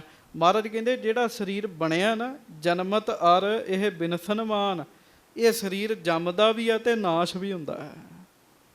ਸਰੀਰ ਦਾ ਇੱਕ ਔਗੁਣ ਹੈਗਾ ਸਾਧ ਸੰਗਤ ਜੀ। ਹਾਂਜੀ। ਬਾਲਕ ਤਰਨ ਬ੍ਰਿਧ ਹੋਏ ਜਾਏ। ਮਹਾਰਾਜ ਕਹਿੰਦੇ ਫਿਰ ਇਹ ਸਰੀਰ ਪਹਿਲਾਂ ਬੱਚਾ ਜਿਹਾ ਹੁੰਦਾ, ਫਿਰ ਇਹ ਜਵਾਨ ਹੁੰਦਾ। ਜਵਾਨੀ 'ਚ ਸਰੀਰ ਭਰਦਾ ਹੈ, ਸਰੀਰ ਚੌੜਾ ਹੁੰਦਾ, ਲੰਬਾ ਹੁੰਦਾ, ਸਰੀਰ ਭਰ ਜਾਂਦਾ। ਤੇ ਜਦੋਂ ਜਵਾਨੀ ਤੋਂ ਬਾਅਦ ਬ੍ਰਿਧ ਹੋਏ ਜਾਏ, ਫਿਰ ਇਹ ਬੁੱਢਾ ਵੀ ਹੋ ਜਾਂਦਾ ਹੈ, ਕਮਜ਼ੋਰ ਵੀ ਹੋ ਜਾਂਦਾ ਹੈ। ਹਾਂਜੀ। ਆਹ ਪ੍ਰਣਾਮੀ ਏਵ ਉਪਾਏ। ਮਹਾਰਾਜ ਕਹਿੰਦੇ ਘਟਣ ਵਧਣ ਵਾਲਾ, ਉਤਪਤੀ ਵਾਲਾ ਵੀ ਹੈ ਤੇ ਵਿਨਾਸ਼ ਵਾਲਾ ਵੀ ਹੈ। ਇਹ ਸਰੀਰ ਪੈਦਾ ਵੀ ਹੋਇਆ ਤੇ ਨਾਸ਼ ਵੀ ਹੋਏਗਾ ਜੀ। ਹਾਂਜੀ। ਤਵ ਸਰੂਪ ਮਹਿ ਇਹੋ ਸਭ ਨਾਹੀਂ। ਪਰ ਤੇਰੇ ਰੂਪ 'ਚ ਇਹ ਚੀਜ਼ਾਂ ਨਹੀਂ ਹੈਗੀਆਂ। ਜੋ ਤੂੰ ਹੈ ਨਾ, ਤੂੰ ਨਾ ਜੰਮਣਾ ਹੈ ਨਾ ਨਾਸ ਹੋਣਾ ਹੈ। ਚੇਤਾ ਰੱਖਿਓ। ਭਾਈ ਜਾਤੀ ਮਲਕ ਦੇ ਸਰੀਰ ਦਾ ਸੰਸਕਾਰ ਹੋ ਸਕਦਾ ਹੈ, ਪਰ ਭਾਈ ਜਾਤੀ ਮਲਕ ਜੀ ਦਾ ਸੰਸਕਾਰ ਨਹੀਂ ਹੋ ਸਕਦਾ, ਕਿਉਂਕਿ ਜਾਤੀ ਮਲਕ ਸਰੀਰ ਦਾ ਨਾਮ ਨਹੀਂ, ਆਤਮਾ ਦਾ ਨਾਮ ਹੈ। ਤਵ ਸਰੂਪ ਮਹਿ ਇਹੋ ਸਭ ਨਾਹੀਂ। ਮਹਾਰਾਜ ਕਹਿੰਦੇ ਤੇਰੇ ਰੂਪ 'ਚ ਇਹ ਚੀਜ਼ਾਂ ਨਹੀਂ ਹੈਗੀਆਂ। ਆਤਮਾ ਨੇ ਨਾਸ ਨਹੀਂ ਹੋਣਾ। ਹਾਂਜੀ। ਸਦਾ ਏਕ ਰਸ ਜਾਨਹੁ ਤਾਹੇ। ਉਹ ਤੇ ਸਰੀਰ ਤਿਆਗਣ ਤੋਂ ਬਾਅਦ ਵੀ ਰਹਿੰਦੀ ਹੈ। ਮਹਾਰਾਜ ਕਹਿੰਦੇ ਆਤਮਾ ਤੇ ਸਰੀਰ ਤਿਆਗਣ ਤੋਂ ਬਾਅਦ ਵੀ ਇੱਕ ਰਸ ਰਹਿੰਦੀ ਹੈ। ਹਾਂਜੀ। ਤਨ ਤੇ ਸੂਖਮ ਅਹਿ ਰਿਖੀ ਕੀ। ਹਾਂ, ਮਹਾਰਾਜ ਕਹਿੰਦੇ ਸਰੀਰ ਤੋਂ ਵੀ ਸੂਖਮ ਇੰਦਰੀਆਂ ਨੇ ਬੰਦੇ ਦੀਆਂ। ਆਖੋ ਵਾਹਿਗੁਰੂ। ਸਰੀਰ ਤੋਂ ਅੱਗੇ ਦੀ ਗੱਲ ਹੈ ਇੰਦਰੀਆਂ ਦੀ। ਇੰਦਰੀਆਂ ਵੀ ਕਿੰਨੀਆਂ ਨੇ? 5 ਗਿਆਨ ਇੰਦਰੇ ਨੇ, 5 ਕਰਮ ਇੰਦਰੇ ਨੇ। ਹਾਂਜੀ। ਤਿਨ ਕੀ ਗਾਤ ਜਾਨਹੁ ਬਿਦ ਨੀਕੀ। ਮਹਾਰਾਜ ਕਹਿਣ ਲੱਗੇ ਵੀ ਇੱਕ ਸਰੀਰ ਹੈ ਤੇ ਸਰੀਰ ਦੇ ਵਿੱਚ ਇੰਦਰੀਆਂ ਰੱਖੀਆਂ ਪਰਮੇਸ਼ਰ ਨੇ। ਮਹਾਰਾਜ ਕਹਿੰਦੇ ਉਹਨਾਂ ਦੀ ਜਿਹੜੀ ਗਤ ਹੈ ਉਹ ਵੀ ਚੰਗੀ ਤਰ੍ਹਾਂ ਜਾਣ ਲੈ, ਇੰਦਰੀਆਂ ਦੇ ਕੰਮ ਵੀ ਜਾਣ ਲੈ। ਹਾਂਜੀ। ਇਹ ਭੀ ਨਹਿ ਸਰੂਪ ਨਿਜ ਜਾਨਹੁ। ਇੰਦਰੀ ਕੀ ਹੈ ਜੀ? ਇੰਦਰੀਆਂ ਕਿਹਨੂੰ ਕਹਿੰਦੇ? ਅੱਖਾਂ ਗਿਆਨ ਇੰਦਰਾ ਹੈ, ਜੀਭ ਇੰਦਰਾ ਹੈ ਗਿਆਨ। ਇਸ ਤਰ੍ਹਾਂ ਅੱਖਾਂ ਹਨ, ਕੰਨ ਹੈ, ਨੱਕ ਹੈ, ਜੀਭ ਹੈ, ਤਵਚਾ ਹੈ, ਸਾਧ ਸੰਗਤ ਜੀ ਇਹ ਗਿਆਨ ਇੰਦਰੇ ਨੇ। ਮਹਾਰਾਜ ਕਹਿੰਦੇ ਇਹ ਵੀ ਤੇਰਾ ਰੂਪ ਨਹੀਂ ਹੈਗਾ। ਆਖੋ ਵਾਹਿਗੁਰੂ। ਗੁਰੂ ਬੰਦਾ ਸਿੱਧੀ ਜੀ ਗੱਲ ਹੈਗੀ ਆ ਜੀ, ਕਿਸੇ ਦਾ ਸਿਰ ਪੀੜ ਹੋਵੇ, ਉਹ ਕਹਿੰਦਾ ਮੇਰਾ ਸਿਰ ਪੀੜ ਹੋ ਰਿਹਾ। ਆਪਾਂ ਇਹੋ ਸੁਣਦੇ ਆ, ਬੰਦਾ ਕੀ ਕਹਿੰਦਾ? ਮੇਰਾ ਸਿਰ ਪੀੜ ਹੋ ਰਿਹਾ। ਹੁਣ ਮੇਰਾ ਤੇ ਮੈਂ 'ਚ ਬੜਾ ਫਰਕ ਹੁੰਦਾ ਤੇ ਆਪਾਂ ਕਹਿੰਦੇ ਆ ਕੜਾ ਮੇਰਾ ਹੈ, ਕੜਾ ਹੋਰ ਹੈ ਤੇ ਮੈਂ ਹੋਰ ਆ। ਕੜਾ ਮੇਰਾ, ਮੈਂ ਕੜਾ ਤਾਂ ਨਹੀਂ ਨਾ ਹੈਗਾ। ਬੰਦਾ ਕਹਿੰਦਾ ਮੇਰਾ ਸਿਰ ਪੀੜ ਹੋ ਰਿਹਾ, ਇਹਦਾ ਮਤਲਬ ਇਹ ਹੈ ਵੀ ਸਿਰ ਹੋਰ ਹੈ ਤੇ ਬੰਦਾ ਹੋਰ ਹੈਗਾ ਜੀ। ਸਿਰ ਕਿਹਦਾ? ਸਿਰ ਸਰੀਰ ਦਾ। ਸਰੀਰ ਕਿਹਦਾ? ਸਰੀਰ ਮਿੱਟੀ ਦਾ। ਆਖੋ ਸਰੀਰ ਮਿੱਟੀ ਦਾ। ਮਹਾਰਾਜ ਕਹਿੰਦੇ ਇਹ ਵੀ ਨਹਿ ਸਰੂਪ ਨਿਜ ਜਨ ਹੋ, ਜਾਤੀ ਮਲਕ। ਇੰਦਰੀਆਂ ਵੀ ਤੇਰਾ ਰੂਪ ਨਹੀਂ ਹੈਗਾ। ਹਾਂਜੀ। ਇਕ ਤਉ ਬ੍ਰਿਥਕ ਬ੍ਰਿਥਕ ਇਨ ਮਾਨਹ। ਇੱਕ ਤਾਂ ਇਹ ਵੱਖ ਵੱਖ ਹੈ, ਅੱਖਾਂ ਵੱਖਰੀਆਂ ਹਨ, ਕੰਨ ਵੱਖਰੇ ਹੈ, ਨੱਕ ਵੱਖਰੇ ਹੈ, ਜੀਭ ਵੱਖਰੀ ਹੈ, ਹੱਥ ਵੱਖਰੇ ਹੈ, ਪੈਰ ਵੱਖਰੇ ਹੈ, ਇੰਦਰੀਆਂ ਵੱਖੋ ਵੱਖਰੀਆਂ ਨੇ। ਹਾਂਜੀ। ਸਭ ਕੋ ਇੱਕ ਸੁਭਾਵ ਨਹਿ ਹੈ। ਮਹਾਰਾਜ ਕਹਿੰਦੇ ਫਿਰ ਇੰਦਰੀਆਂ ਦਾ ਸੁਭਾਅ ਇੱਕ ਨਹੀਂ ਹੈਗਾ। ਕਿਵੇਂ ਨਹੀਂ ਹੈਗਾ ਜੀ? ਤੁਸੀਂ ਦੱਸੋ ਵੀ ਅੱਖਾਂ ਬੋਲ ਸਕਦੀਆਂ ਨੇ ਜੀ? ਆਖੋ ਵਾਹਿਗੁਰੂ। ਅੱਖਾਂ ਬੋਲ ਸਕਦੀਆਂ ਨੇ? ਨਹੀਂ। ਜੀਭ ਸੁਣ ਸਕਦੀ ਹੈ? ਨਹੀਂ। ਕੰਨ ਕੁਝ ਖਾ ਸਕਦੇ ਆ? ਨਹੀਂ ਖਾ ਸਕਦੇ। ਹਰ ਇੱਕ ਦਾ ਕੰਮ ਵੱਖੋ ਵੱਖਰਾ ਕਹਿੰਦੇ ਆ। ਇਹਨਾਂ ਦਾ ਸੁਭਾਅ ਇੱਕ ਨਹੀਂ ਹੈਗਾ। ਹਾਂਜੀ। ਦੇਖੈ ਹੈ ਸੁਨਹਿ ਗੰਧ ਰਸ ਲਹੈ। ਇਹ ਇੰਦਰੀਆਂ ਵੇਖਣ ਵਾਲੀ ਹੋਰ ਹੈ, ਸੁਣਨ ਵਾਲੀ ਹੋਰ ਹੈ, ਸੁੰਘਣ ਵਾਲੀ ਹੋਰ ਹੈ ਤੇ ਰਸ ਲੈਣ ਵਾਲੀ ਹੋਰ ਹੈ। ਵੇਖਣ ਵਾਲੀ ਇੰਦਰੀ ਕਿਹੜੀ ਹੈ? ਅੱਖਾਂ।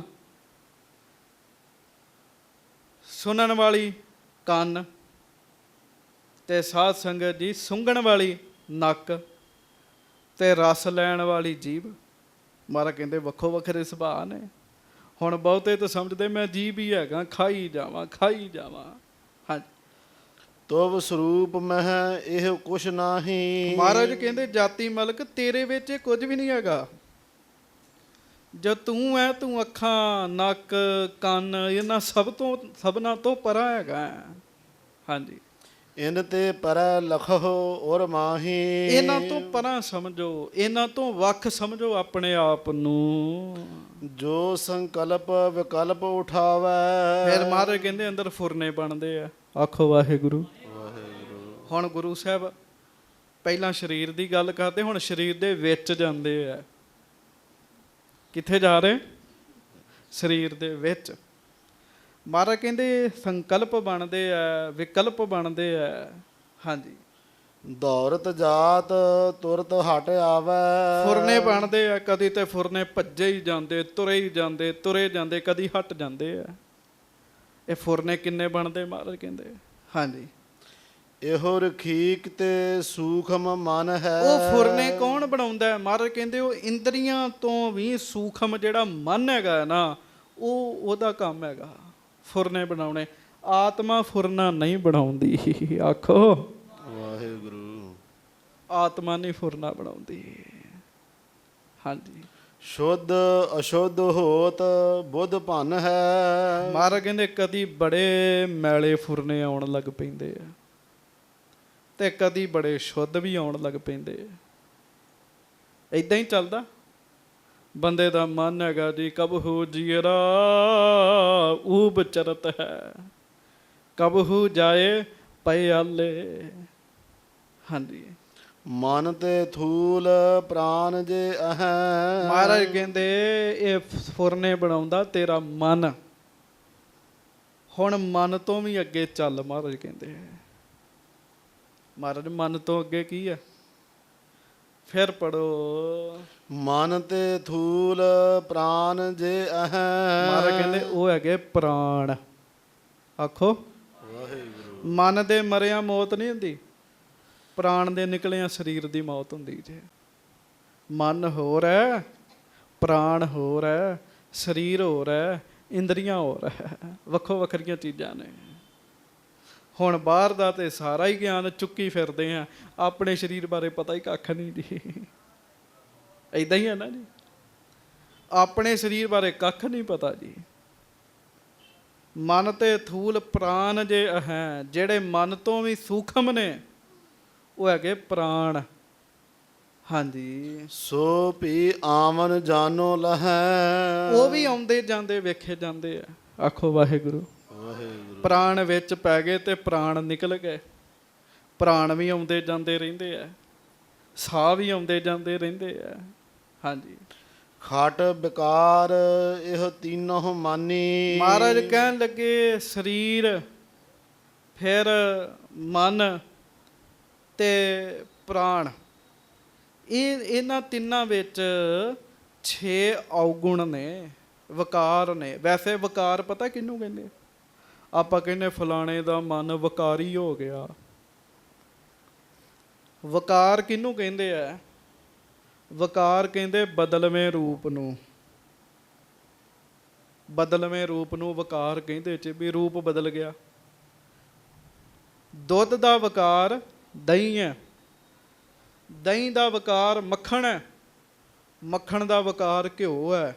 ਬਦਲਦਾ ਗਿਆ ਨਾ।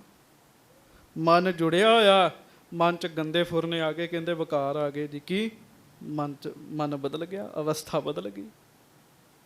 ਮਹਾਰਾਜ ਕਹਿੰਦੇ ਖੱਟ ਵਿਕਾਰ, ਇਹਨਾਂ ਵਿੱਚ ਔਗੁਣ ਨੇ, ਵਿਕਾਰ ਨੇ, ਇਹ ਬਦਲਦੇ ਰਹਿੰਦੇ ਹਨ। ਜਨਮ ਮਰਨ ਤਨ ਮਹਿ ਹੋਏ ਜਾਨੀ। ਸਰੀਰ ਦਾ ਇਹ ਵਿਕਾਰ ਹੈ, ਸਾਡੇ ਸਰੀਰ ਦਾ ਇਹ ਵਿਕਾਰ ਹੈ, ਇਹ ਜੰਮਦਾ ਤੇ ਨਾਸ ਹੋ ਜਾਂਦਾ ਜੀ। ਇਹ ਸੜ ਵੀ ਸਕਦਾ ਹੈ, ਇਹ ਗਲ ਵੀ ਸਕਦਾ ਹੈ, ਇਹ ਮਿੱਟੀ ਵੀ ਹੋ ਜਾਂਦਾ ਹੈ। ਹਾਂਜੀ, ਸ਼ੁੱਧਾ ਪਿਪਾਸਾ ਪ੍ਰਾਣ ਧਰੰਤੇ। ਤੇ ਜਿਹੜੇ ਪ੍ਰਾਣ ਨੇ ਉਹਨਾਂ ਦਾ ਵਿਕਾਰ ਪਤਾ ਕੀ ਹੈ? ਪ੍ਰਾਣਾਂ ਨੂੰ ਭੁੱਖ ਲੱਗਦੀ ਹੈ, ਪ੍ਰਾਣਾਂ ਨੂੰ ਪਿਆਸ ਲੱਗਦੀ ਹੈ। ਮੈਂ ਬੜੀ ਵਾਰੀ ਇੱਕ ਬੇਨਤੀ ਤੁਹਾਡੇ ਚਰਨਾਂ 'ਚ ਕੀਤੀ ਹੈ। ਤੁਸੀਂ ਕਈ ਵਾਰੀ ਸੁਣਿਆ ਹੋਏਗਾ, ਬੰਦੇ ਕਹਿੰਦੇ ਪਾਣੀ ਤੋਂ ਬਗੈਰ ਤੇ ਮੇਰੇ ਪ੍ਰਾਣ ਨਿਕਲ ਚੱਲੇ ਨੇ। ਪਿਆਸ ਪ੍ਰਾਣਾਂ ਨੂੰ ਲੱਗਦੀ ਹੈ। ਮਹਾਰਾਜ ਕਹਿੰਦੇ ਪ੍ਰਾਣਾਂ ਨੂੰ ਵੀ ਭੁੱਖ ਪਿਆਸ ਲੱਗਦੀ ਹੈ, ਉਹਨਾਂ ਦਾ ਔਗੁਣ ਹੈ। ਹਰਖ ਚੋਕ ਮਨ ਕੋ ਲਖਿਅੰਤੇ। ਤੇ ਮਨ ਦਾ ਔਗੁਣ ਕੀ ਹੈਗਾ? ਅੱਜ ਮੇਰਾ ਮਨ ਬੜਾ ਹੀ ਦੁਖੀ ਹੈ। ਆਖੋ ਵਾਹਿਗੁਰੂ। ਅੱਜ ਮਨ ਨੂੰ ਨਾ ਸੁੱਖ ਮਹਿਸੂਸ ਹੋ ਰਿਹਾ ਹੈ। ਹੁਣ ਗੱਲਾਂ ਤੇ ਆਪਾਂ ਰੋਜ਼ ਬੋਲਦੇ ਆਂ, ਪਰ ਧਿਆਨ ਨਹੀਂ ਦਿੰਦੇ ਜੀ। ਮਹਾਰਾਜ ਕਹਿੰਦੇ ਮਨ ਦਾ ਇਹ ਸੁਭਾਅ, ਇਹ ਸੁਖੀ ਵੀ ਹੁੰਦਾ, ਇਹ ਦੁਖੀ ਵੀ ਹੁੰਦਾ ਜੀ। ਹਾਂਜੀ, ਇਨ ਤੇ ਭੀ ਸੂਖਮ ਤਵ ਰੂਪ। ਮਹਾਰਾਜ ਕਹਿੰਦੇ ਜਾਤੀ ਮਲਕ ਤੇਰਾ ਰੂਪ ਇਹਨਾਂ ਤੋਂ ਵੀ ਸੂਖਮ ਹੈ। ਨਾ ਤੂੰ ਸਰੀਰ ਹੈ, ਨਾ ਤੂੰ ਮਨ ਹੈ, ਨਾ ਤੂੰ ਪ੍ਰਾਣ ਹੈ। ਹਾਂਜੀ, ਖਸ਼ਟ ਵਿਕਾਰਨ ਪ੍ਰਿਥਕ ਅਨੂਪ। ਕਿਉਂ? ਇਹ ਤਾਂ ਸਭ ਵਿਕਾਰੀ ਹੈ। ਸਰੀਰ 'ਚ ਵੀ ਵਿਕਾਰ ਹੈ, ਮਨ 'ਚ ਵੀ ਵਿਕਾਰ ਹੈ, ਪ੍ਰਾਣ 'ਚ ਵੀ ਵਿਕਾਰ ਹੈ। ਸਦਾ ਅਚਲ ਨਹਿ ਆਵਤ ਜਾਏ। ਪਰ ਜੋ ਤੂੰ ਹੈ ਉਹ ਸਦਾ ਅਚਲ ਹੈ, ਚਲਾਏਮਾਨ ਨਹੀਂ ਹੈ। ਹਾਂਜੀ, ਮਨ ਆਦਿਕ ਪ੍ਰੇਰਕ ਸਮੁਦਾਏ। ਤੂੰ ਹੀ ਮਨ ਆਦਿਕ ਨੂੰ ਪ੍ਰੇਰਦਾ ਹੈ। ਹੁਣ ਵੇਖੋ ਨਾ ਜੀ, ਇੱਕ ਬੰਦਾ ਘੋੜੇ ਨੂੰ ਚਲਾਉਂਦੇ ਆ, ਘੋੜਾ ਹੋਰ ਹੈ ਤੇ ਉਹ ਹੋਰ ਹੈ, ਤਾਈਓ ਚਲਾਉਂਦੇ ਆ ਨਾ। ਮਹਾਰਾਜ ਕਹਿੰਦੇ ਜਾਤੀ ਮਲਕ ਤੂੰ ਕੁਝ ਹੋਰ ਹੈ, ਸਾਡੇ ਬਾਰੇ, ਸਾਰਿਆਂ ਬਾਰੇ। ਹਾਂਜੀ, ਮਨ ਕੀ ਗਤਾ ਗਤੀ ਜੋ ਲਖੈ। ਅਸਲ ਵਿੱਚ ਮਨ ਕੀ ਚਾਹੁੰਦਾ ਉਹਨੂੰ ਜਾਣਨ ਵਾਲਾ ਤੂੰ ਹੈ। ਆਖੋ ਵਾਹਿਗੁਰੂ। ਵਾਹਿਗੁਰੂ। ਆਪਾਂ ਕਹਿੰਦੇ ਅੱਜ ਨਹੀਂ ਮੇਰਾ ਮਨ ਕਰਦਾ ਕਥਾ ਸੁਣਨ ਨੂੰ, ਮੈਂ ਨਹੀਂ ਜਾਣਾ ਗੁਰਦੁਆਰੇ, ਮੇਰਾ ਮਨ ਨਹੀਂ ਕਰਦਾ ਕਥਾ ਸੁਣਨ ਨੂੰ। ਉਹ ਕੌਣ ਹੈ ਜਿਹੜਾ ਮਨ ਦੀ ਗੱਲ ਸੁਣ ਰਿਹਾ ਹੈ? ਆਖੋ ਵਾਹਿਗੁਰੂ। ਵਾਹਿਗੁਰੂ। ਉਹ ਕੌਣ ਹੈ ਜਿਹੜਾ ਮਨ ਦੀ ਵੀ ਗੱਲ ਸੁਣ ਰਿਹਾ? ਮਹਾਰਾਜ ਕਹਿੰਦੇ ਉਹ ਤੂੰ ਹੈ। ਆਖੋ ਵਾਹਿਗੁਰੂ। ਵਾਹਿਗੁਰੂ। ਫਿਰ ਪੰਕਤੀ ਪੜੋ। ਮਨ ਕੀ ਗਤਾ ਗਤੀ ਜੋ ਲਖੈ। ਜਿਹੜਾ ਮਨ ਦੀ ਗਤੀ ਨੂੰ ਜਾਣਦਾ ਹੋਵੇ, ਮਨ ਦੀਆਂ ਅਵਸਥਾਵਾਂ ਨੂੰ ਜਾਣਦਾ ਹੋਵੇ, ਸਭ ਤੇ ਨਿਆਰੋ ਸਭ ਤੇ ਬਿਖੈ ਸਭ ਕੇ ਬਿਖੈ। ਮਹਾਰਾਜ ਕਹਿੰਦੇ ਵੇਖੋ ਸਾਰਿਆਂ ਦੇ ਵਿੱਚ ਹੈ ਤੂੰ, ਸਰੀਰ ਚ ਵੀ ਹੈ, ਇੰਦਰੀਆਂ ਚ ਵੀ ਹੈ, ਪ੍ਰਾਣਾਂ ਚ ਵੀ ਹੈ, ਮਨ ਚ ਵੀ ਹੈ, ਆ ਇਸ ਪਿੰਜਰੇ ਚ ਹੈ ਨਾ, ਹੈ ਸਾਰਿਆਂ ਦੇ ਵਿੱਚ ਹੈ, ਪਰ ਸਭ ਤੋਂ ਵੱਖਰਾ ਵੀ ਹੈ। ਹਾਂਜੀ, ਜਾਣਨੀਏ ਜੋ ਬੁੱਧ ਤੇ ਅਹੈ। ਹਾਂ ਮਹਾਰਾਜ ਕਹਿੰਦੇ ਇਹਨੂੰ ਬੁੱਧੀ ਨਾਲ ਜਾਣਿਆ ਜਾ ਸਕਦਾ, ਅਭਿਆਸ ਕੀਤਿਆਂ ਪਤਾ ਲੱਗਦਾ ਮੈਂ ਸਰੀਰ ਨਹੀਂ ਆ, ਮੈਂ ਸਰੀਰ ਨਹੀਂ ਹੈ। ਸਿੱਧੀ ਜੀ ਗੱਲ ਹੈ, ਬਹੁਤ ਸੌਖੀ ਉਦਾਹਰਣ ਹੈ, ਇਹਨੂੰ ਬੜੇ ਧਿਆਨ ਨਾਲ ਸਮਝਿਓ। ਕੋਈ ਕਿਰਾਏਦਾਰ ਹੈ ਜੀ, ਕਿਰਾਏਦਾਰ, ਉਹ ਕਿਰਾਏ ਦੇ ਮਕਾਨ ਤੇ ਰਹਿੰਦਾ ਜੀ। ਫਿਰ ਉਹਨੇ ਉਹ ਕਮਰਾ ਬਦਲ ਦਿੱਤਾ ਜੀ, ਉਹ ਘਰ ਛੱਡਤਾ ਤੇ ਦੂਜੇ ਘਰ ਚਲੇ ਗਿਆ। ਆਪਾਂ ਕਹਿੰਦੇ ਰਾਮ ਸਿੰਘ ਨੇ ਇਹ ਘਰ ਛੱਡਤਾ ਤੇ ਅਗਲੇ ਘਰ ਚਲੇ ਗਿਆ। ਇਹਦਾ ਮਤਲਬ ਰਾਮ ਸਿੰਘ ਹੋਰ ਸੀ ਤੇ ਘਰ ਹੋਰ ਸੀ। ਇਸੇ ਤਰ੍ਹਾਂ ਅਸੀਂ ਹੋਰ ਹਾਂ ਤੇ ਸਰੀਰ ਹੋਰ ਹੈਗਾ ਜੀ, ਪਰ ਕਰੀਏ ਕਿ ਫਸੇ ਪਏ ਹਾਂ ਸਰੀਰ 'ਚ ਜੀ। ਤੋਤਾ ਪਿੰਜਰੇ 'ਚ ਫਸਿਆ ਪਿਆ ਤੇ ਤੋਤਾ ਸਮਝਦਾ ਮੈਂ ਪਿੰਜਰਾ ਹੀ ਹੈਗਾ, ਪਰ ਇਹ ਤਾਂ ਜਦੋਂ ਪਿੰਜਰੇ 'ਚੋਂ ਨਿਕਲੇਗਾ ਉਦੋਂ ਪਤਾ ਲੱਗੇਗਾ ਮੈਂ ਪਿੰਜਰਾ ਨਹੀਂ ਹੈਗਾ। ਮਹਾਰਾਜ ਕਹਿੰਦੇ ਬੁੱਧੀ ਨਾਲ ਜਾਣਿਆ ਜਾਂਦਾ ਜਾਤੀ ਮਲਕ। ਵਿਸ਼ੈ ਰਿਖੀ ਕਨ ਕੋ ਨਹਿ ਲਹੈ। ਇਹ ਇੰਦਰੀਆਂ ਦਾ ਵਿਸ਼ਾ ਨਹੀਂ ਹੈਗਾ, ਅੱਖਾਂ ਦਾ ਵਿਸ਼ਾ ਨਹੀਂ ਹੈਗਾ ਆਪਣੇ ਆਪ ਨੂੰ ਜਾਣਨਾ, ਜੀਭ ਦਾ ਵਿਸ਼ਾ ਨਹੀਂ ਹੈਗਾ ਆਪਣੇ ਆਪ ਨੂੰ ਜਾਣ। ਜੀਭ ਕੀ ਜਾਣੇਗੀ ਆਪਣੇ ਆਪ ਨੂੰ? ਇਹ ਕੰਨਾਂ ਦਾ ਵਿਸ਼ਾ ਨਹੀਂ ਹੈ। ਸਭ ਤੇ ਨਿਕਟ ਸਭਨ ਤੇ ਦੂਰ। ਮਹਾਰਾਜ ਕਹਿੰਦੇ ਸਾਰਿਆਂ ਤੋਂ ਨੇੜੇ ਹੈ, ਪਰ ਗਿਆਨ ਨਾ ਹੋਣ ਕਰਕੇ ਸਭ ਤੋਂ ਦੂਰ ਹੋਇਆ ਪਿਆ ਬੰਦਾ, ਭਾਵ ਆਪਣੇ ਆਪ ਤੋਂ ਹੀ ਦੂਰ ਹੋਇਆ ਪਿਆ। ਹਾਂਜੀ, ਸੱਚ ਦਾ ਆਨੰਦ ਰਹਿਓ ਭਰਪੂਰ। ਉਹ ਜੋ ਤੂੰ ਹੈ ਉਹ ਸੱਚ ਦਾ ਆਨੰਦ, ਸਦਾ ਆਨੰਦ, ਸਤ ਸੁਹਾਣ, ਸਦਾ ਮਨ ਚਾਉ ਦਾ ਰੂਪ ਹੈ, ਪਰ ਸੋਝੀ ਨਾ ਹੋਣ ਕਰਕੇ ਬੰਦੇ ਨੂੰ ਪਤਾ ਨਹੀਂ ਲੱਗਦਾ ਜੀ। ਕਦੀ ਟਿਕ ਕੇ ਤੇ ਬੈਠੇ, ਆਖੋ ਵਾਹਿਗੁਰੂ। ਕਦੀ ਤੇ ਸਰੀਰ ਨੂੰ ਟਿਕਾਵੇ, ਆਪਣੇ ਆਪ ਦਾ ਚਿੰਤਨ ਕਰੇ। ਹਾਂਜੀ, ਜਿਸ ਅਲੰਬ ਕੋ ਲਹਿ ਸਮੁਦਾਇ। ਮਹਾਰਾਜ ਕਹਿੰਦੇ ਉਹਦਾ ਰੂਪ ਹੈ ਤੂੰ, ਜਿਹਦਾ ਆਸਰਾ ਜਿਹਦਾ ਆਸਰਾ ਸਭ ਨੂੰ ਹੈਗਾ। ਹਾਂਜੀ, ਸਭ ਜੜ ਸਭ ਜੇ ਚੇਤਨ ਹੋਏ ਜਾਏ। ਜੜ ਤੇ ਚੇਤਨ ਜਿਹਦੇ ਤੋਂ ਸਾਰੇ ਹੀ ਬਣੇ ਆ, ਚੱਲਦੇ ਫਿਰਦੇ ਤੇ ਰੁਕੇ ਹੋਏ ਸਭ ਵਾਹਿਗੁਰੂ ਤੋਂ ਬਣੇ ਆ। ਮਹਾਰਾਜ ਕਹਿੰਦੇ ਉਹ ਤੂੰ ਹੈ, ਤੂੰ ਵਿੱਚ ਹੈ, ਤੇਰੇ ਉਹ ਸਰੀਰ ਦੇ ਵਿੱਚ ਹੈ ਤੇ ਤੂੰ ਹੀ ਹੈ ਉਹ। ਹਾਂਜੀ, ਸੋ ਸਰੂਪ ਤੂੰ ਆਪਣੋ ਜਾਨ। ਉਹ ਰੂਪ ਹੈ ਤੂੰ, ਜਾਤੀ ਮਲਕ ਜੀ ਦਾ ਨਾਸ਼ ਨਹੀਂ ਹੋਣਾ ਕਦੀ। ਆਖੋ ਧੰਨ ਗੁਰੂ ਹਰਗੋਬਿੰਦ ਸਾਹਿਬ ਜੀ। ਧੰਨ ਗੁਰੂ ਹਰਗੋਬਿੰਦ ਸਾਹਿਬ ਜੀ ਮਹਾਰਾਜ। ਹੁਣ ਭਾਈ ਜਾਤੀ ਮਲਕ ਜੀ ਡੂੰਗੀ ਗੱਲ ਕਰਨ ਵਾਲੇ ਆ, ਤੇ ਮਹਾਰਾਜ ਨੇ ਡੂੰਗੀ ਗੱਲ ਸੁਣਾਈ। ਤੇ ਜੇ ਜਾਤੀ ਮਲਕ ਜੀ ਹੁੰਦੇ ਮਹਾਰਾਜ ਖੀਰ ਬਣਾਈ ਕਿ ਕੜਾਹ, ਤੇ ਮਹਾਰਾਜ ਨੇ ਦੱਸਣਾ ਸੀ ਵੀ ਦੋਵੇਂ ਬਣਾਏ ਆ। ਆਖੋ ਵਾਹਿਗੁਰੂ, ਭਾਵ ਉਹੋ ਜੀ ਗੱਲ ਕਰਨੀ ਸੀਗੀ, ਪਰ ਇਹ ਡੂੰਗੀ ਗੱਲ ਪੁੱਛਦੇ ਤੇ ਡੂੰਗੀ ਗੱਲ ਦਾ ਹੀ ਉੱਤਰ ਦੇ ਰਹੇ ਮਹਾਰਾਜ। ਹਾਂਜੀ, ਨਿਰਵਿਕਾਰ ਅਬਨਾਛੀ ਮਾਨ। ਮਹਾਰਾਜ ਕਹਿਣ ਲੱਗੇ ਜਾਤੀ ਮਲਕ ਜੋ ਤੂੰ ਹੈ ਉਹ ਨਿਰਵਿਕਾਰ ਹੈ। ਸਰੀਰ ਦਾ ਕੀ ਵਿਕਾਰ ਹੈ? ਜੰਮਣਾ ਤੇ ਮਰਨਾ। ਮਨ ਦਾ ਕੀ ਵਿਕਾਰ ਹੈ? ਦੁੱਖ ਤੇ ਸੁੱਖ। ਪ੍ਰਾਣਾਂ ਦਾ ਕੀ ਵਿਕਾਰ ਹੈ? ਭੁੱਖ ਪਿਆਸ।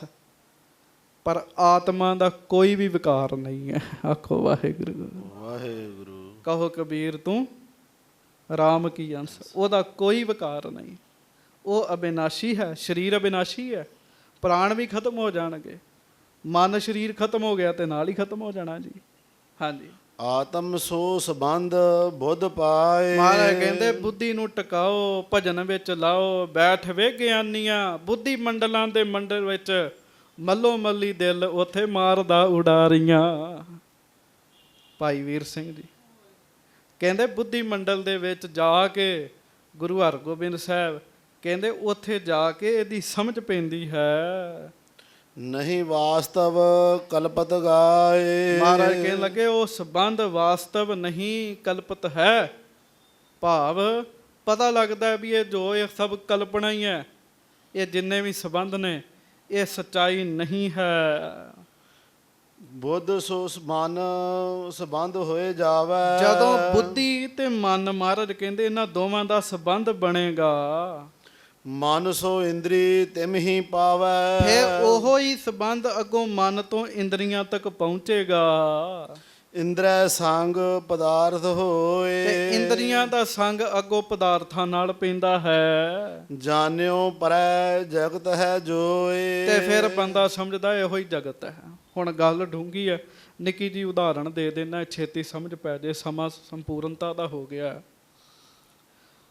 ਬੁੱਧ ਸੋ ਮਨ ਸੰਬੰਧ ਹੋਏ, ਜਦੋਂ ਬੁੱਧੀ ਤੇ ਮਨ ਇਕੱਠਾ ਹੋ ਜੇ, ਮਨ ਕਹਿੰਦਾ ਹੈ ਗੋਲ ਗੱਪੇ ਖਾਵਾਂ, ਆਖੋ ਵਾਹਿਗੁਰੂ ਵਾਹਿਗੁਰੂ। ਤੇ ਫਿਰ ਕੀ ਹੁੰਦਾ? ਮਨ ਸੋ ਇੰਦਰੀ ਤਿਮ ਹੀ ਪਾਵੈ।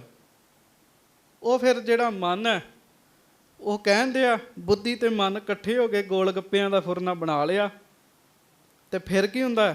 ਉਹ ਫਿਰ ਗੋਲ ਗੱਪਿਆਂ ਤੱਕ ਆਪੇ ਹੀ ਪਹੁੰਚ ਜਾਂਦਾ ਸਰੀਰ, ਜਾਂ ਗੋਲ ਗੱਪੇ ਕਮਰੇ 'ਚ ਆ ਜਾਣਗੇ, ਘਰ ਆ ਜਾਣਗੇ।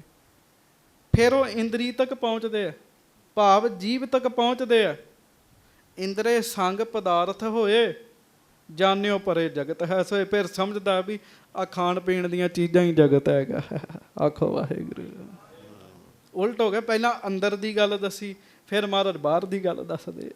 ਹਾਂਜੀ, ਇੰਦਰੈ ਤੇ ਮਨ ਲਿਹੋ ਹਟਾਏ। ਮਹਾਰਾਜ ਕਹਿੰਦੇ ਪਹਿਲਾਂ ਇੰਦਰੀਆਂ ਤੋਂ ਮਨ ਰੋਕੋ, ਭਾਵ ਅੱਖਾਂ ਬੰਦ ਕਰੋ, ਇਹਨਾਂ ਨੂੰ ਭਜਨ ਵਿੱਚ ਲਾਵੋ, ਔਰ ਅੰਤਰ ਹੀ ਰਾਖ ਟਿਕਾਏ। ਇਹਨੂੰ ਅੰਦਰ ਟਿਕਾਓ, ਮਨ ਨੂੰ ਟਿਕਾਉਣਾ ਕਰੋ। ਮਿਟਹਿ ਜਗਤ ਆਤਮ ਸੋ ਮਿਲੈ। ਫਿਰ ਇਹ ਜਗਤ ਨਾਲੋਂ ਟੁੱਟੇਗਾ, ਆਪਣੀ ਆਤਮਾ ਨਾਲ ਮਨ ਜੁੜੇਗਾ।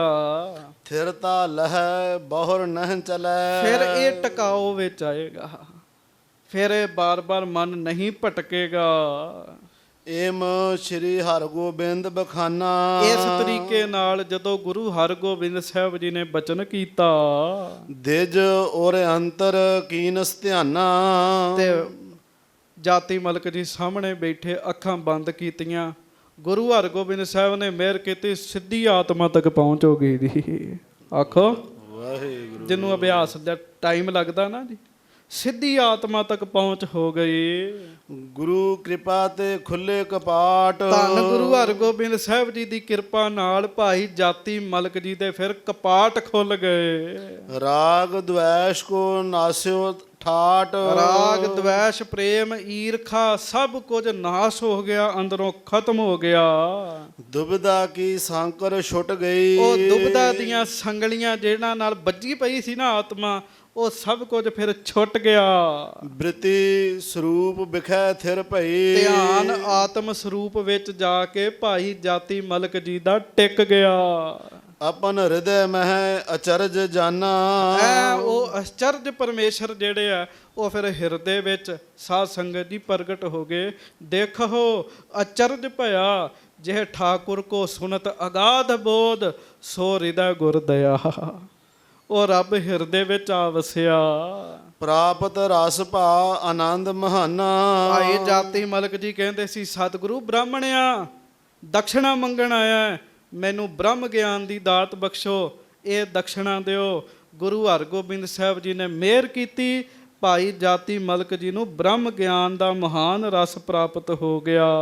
ਨੇਤਰ ਮੂਦ ਕਰ ਕੇਤਕ ਕਾਲ। ਸਤਿਗੁਰੂ ਦੇ ਸਾਹਮਣੇ ਬੈਠੇ, ਅੱਖਾਂ ਬੰਦ ਨੇ, ਅੱਖਾਂ ਨਹੀਂ ਖੁੱਲ ਰਹੀਆਂ, ਆਤਮ ਵਿੱਚ ਧਿਆਨ ਜੁੜ ਗਿਆ। ਲਖਿਓ ਹਿਰਦੈ ਮਹਿ ਅਦਭੁਤ ਖਿਆਲ। ਬੰਦ ਅੱਖਾਂ ਵਿੱਚ ਅਚਰਜ ਕੌਤਕ ਦੇਖੇ, ਹੈਰਾਨੀ ਵਾਲੇ ਕੌਤਕ ਦੇਖੇ। ਬਹੁਰ ਗੁਰੂ ਬੈਠੇ ਟਿਗ ਹੀਰੇ। ਮਹਾਰਾਜ ਗਰੀਬ ਨਵਾਜ ਵੇਖਣ ਦਏ ਆ, ਜਾਤੀ ਮਲਕ ਦੀ ਸਮਾਧੀ ਲੱਗ ਗਈ ਹੈ। ਬੰਧਨ ਕਰ ਗੁਣ ਜਾਨ ਵਡੇਰੇ। ਆਖੋ ਵਾਹਿਗੁਰੂ ਵਾਹਿਗੁਰੂ। ਬੰਦਨਾ ਫਿਰ ਸਾਧ ਸੰਗਤ ਜੀ ਉੱਠੇ, ਜਾਤੀ ਮਲਕ ਜੀ ਉੱਠੇ, ਉਹਨਾਂ ਵੇਖਿਆ ਗੁਰੂ ਹਰਗੋਬਿੰਦ ਸਾਹਿਬ ਦੀ ਕਿਰਪਾ। ਸਾਧ ਸੰਗਤ ਜੀ ਮਹਾਰਾਜ ਜੀ ਨੂੰ ਮੱਥਾ ਟੇਕਿਆ ਤੇ ਸਾਵਧਾਨ ਹੋਏ। ਮਹਿਮਾ ਕਹੀ ਨਾ ਤੁਮ ਸਮ ਆਨ। ਕਹਿਣ ਲੱਗੇ ਗਰੀਬ ਨਵਾਜ ਮਹਾਰਾਜ, ਸਤਿਗੁਰੂ ਜੀ ਉਸਤਤ ਕਰਨ ਲੱਗੇ ਜੀ ਗੁਰੂ ਜੀ ਦੀ, ਮਹਾਰਾਜ ਤੁਹਾਡੇ ਵਰਗਾ ਕੋਈ ਹੋਰ ਨਹੀਂ ਹੈ। ਕੋ ਉਪਮਾ ਮੈਂ ਕਰਾਂ ਬਖਾਨ। ਕਿਹਦੇ ਨਾਲ ਤੁਹਾਡੀ ਤਸ਼ਬੀਹ ਦਿਆਂ, ਕਿਹਦੇ ਨਾਲ ਤੁਲਨਾ ਕਰਾਂ? ਤੁਹਾਡੇ ਵਰਗਾ ਦੂਜਾ ਹੈ ਹੀ ਕੋਈ ਨਹੀਂ। ਆਪਣਾਉ ਜਾਨ ਗਿਆਨ ਮੁਝ ਦੀਨ। ਮਹਾਰਾਜ ਮੈਨੂੰ ਆਪਣਾ ਜਾਣ ਕੇ ਗਿਆਨ ਬਖਸ਼ਿਸ਼ ਕੀਤਾ ਜੇ। ਹਾਂਜੀ, ਜਿਸ ਕੋ ਜੋਗੀ ਸਕਹਿ ਨ ਚੀਨ। ਜਿਸ ਆਤਮ ਪਦ ਦੀ ਪ੍ਰਾਪਤੀ ਜੋਗੀ ਵੀ ਨਹੀਂ ਕਰ ਸਕਦੇ, ਗੁਰੂ ਹਰਗੋਬਿੰਦ ਸਾਹਿਬ ਨੇ ਕੁਝ ਚਿਰ ਸਾਹਮਣੇ ਬਿਠਾ ਕੇ ਉਹ ਬਖਸ਼ਿਸ਼ ਕਰ ਦਿੱਤੀ ਜੀ। ਵਾਹਿਗੁਰੂ। ਸੋ ਇਹਦੇ ਤੋਂ ਅੱਗੇ ਹੁਣ ਪ੍ਰਸੰਗ ਅੱਜ ਦਾ ਸੰਪੂਰਨ ਹੈ। ਕੱਲ ਨੂੰ ਕਥਾ ਸਰਵਣ ਕਰਾਂਗੇ। ਭਾਈ ਜਾਤੀ ਮਲਕ ਸਾਹਿਬ ਜੀ ਕਿਵੇਂ ਸਰੀਰ ਤਿਆਗਦੇ ਹਨ। ਮਹਾਰਾਜ ਨੇ ਬਚਨ ਸੁਣਾਏ। ਵੇਖੋ ਅਸੀਂ ਤੇ ਗੱਲਾਂ ਪੜ੍ਹ ਕੇ ਸੁਣਾਉਣ ਵਾਲੇ ਹਾਂ, ਗੁਰੂ ਸਾਹਿਬ ਨੇ ਨਾਲ ਨਾਲ ਬਚਨ ਸੁਣਾਏ, ਨਾਲ ਨਾਲ ਕਿਰਪਾ ਵੀ ਕਰ ਦਿੱਤੀ ਜੀ। ਮਹਾਰਾਜ ਨੂੰ ਕਿਹਾ ਕਰੋ ਤੁਹਾਡੇ ਬਚਨ ਸੁਣ ਰਹੇ ਆ, ਨਾਲ ਨਾਲ ਸਾਡੇ ਤੇ ਕਿਰਪਾ ਵੀ ਕਰੋ। ਭੁੱਲਾਂ ਦੀ ਮਾਫੀ ਬਖਸ਼ਿਸ਼ ਕਰਨੀ। ਪਿਆਰ ਨਾਲ ਗੱਜ ਕੇ ਸਾਰੀ ਸੰਗਤ ਫਤਿਹ ਬੁਲਾਓ ਜੀ। ਵਾਹਿਗੁਰੂ ਜੀ ਕਾ ਖਾਲਸਾ, ਵਾਹਿਗੁਰੂ ਜੀ ਕੀ ਫਤਿਹ।